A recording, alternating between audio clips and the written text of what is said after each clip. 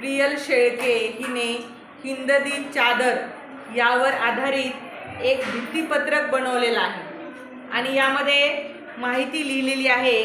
सुंदर अशा अक्षरामध्ये हे भित्तीपत्रक बनवलेलं आहे आणि गुरु तेग बहादूर यांच्याविषयी या भित्तीपत्रकामध्ये माहिती आहे।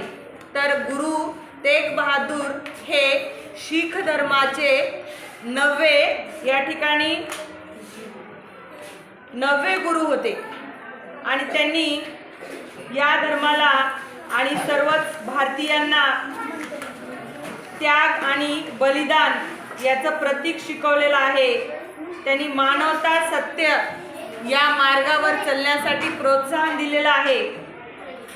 त्यांनी मुघलांच्या क्रूर राजवटीत धर्म आणि मुघलांच्या रक्षणासाठी मोठा संघर्ष केला। त्यांनी काश्मीरी हिंदूच्या रक्षणासाठी औरंगजेबासमोर बलिदान दिले।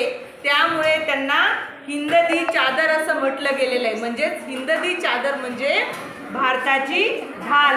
आणि त्याचप्रमाणे त्यांनी सर्वांना एक शिकवण दिलेली आहे की अन्यायापुढे कुणीही झुकू नये असा संदेश त्यांनी दिलेला आहे सर्वांना।